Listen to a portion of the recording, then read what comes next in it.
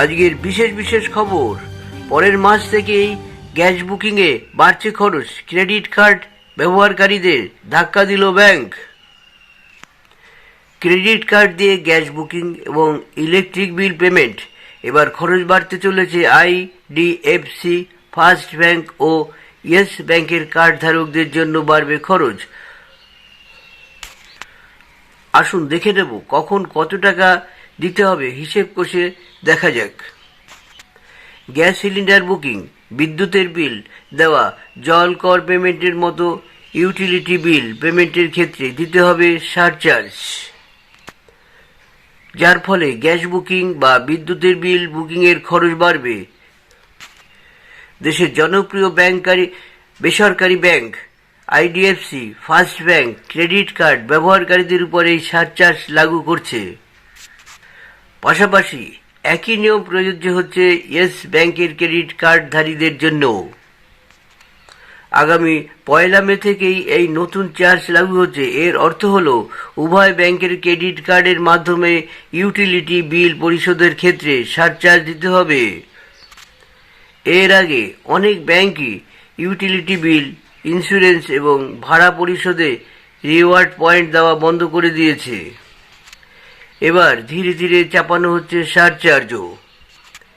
Yes ব্যাংকের credit কার্ডের ক্ষেত্রে কী নিয়ম? ইয়েস ব্যাংকের গ্রাহকদের ক্রেডিট কার্ডের মাধ্যমে একটি স্টেটমেন্ট সাইকেলে 15,000 টাকার বেশি ইউটিলিটি বিল পেমেন্টের উপর 1% সারচার্জ এবং জিএসটি দিতে হবে। তবে ইয়েস ব্যাংক প্রাইভেট ক্রেডিট কার্ডের মাধ্যমে পেমেন্ট করার জন্য কোনো সারচার্জ জারি করেনি। আসুন জেনে নেই আইডিএফসি ফার্স্ট ব্যাংকের ক্রেডিট কার্ডের ক্ষেত্রে কী নিয়ম।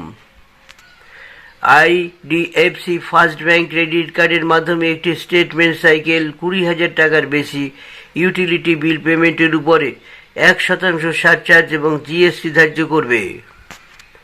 তবে এক্ষেত্রে ইউটিলিটি সারচার্জের এই নিয়ম first private credit card, LIC classic credit card এবং এলআইসি সিলেক্ট ক্রেডিট কার্ডের প্রযোজ্য হবে না। বাকি ক্রেডিট কার্ডের গ্রাহকদের কিন্তু সারচার্জ দিতেই হবে। উদাহরণ হিসেবে বুঝে নেওয়া যাক। কোনো আইডিএফসি ফার্স্ট ব্যাংকের ক্রেডিট কার্ড ধারক যদি 10,000 টাকা ইউটিলিটি বিল বাবদ ক্রেডিট কার্ড থেকে পেমেন্ট করেন, তবে তাকে কোনো সারচার্জ দিতে হবে না।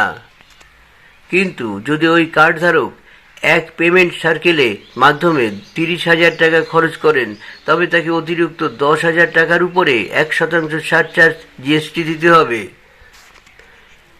30,000 টাকার 1% হল 300 টাকা ও এর সঙ্গে যুক্ত হবে জিএসটিও। ক্রেডিট কার্ডের শিল্পের অবস্থা কেমন? ক্রেডিট কার্ড ব্যবহারের ক্ষেত্রে যে পরিবর্তন আসছে তাতে কোনো সন্দেহ নেই। বিভিন্ন ক্রেডিট কার্ড ক্যাটাগরি ভিত্তিক ও রিওয়ার্ড পয়েন্ট দেওয়া বন্ধ করেছে। এখন আবার নির্দিষ্ট খরচের উপর ইউটিলিটি বিলে আসছে সারচার্জ। সব মিলিয়ে চাপ বাড়ছে ক্রেডিট কার্ডধারীদের জন্য।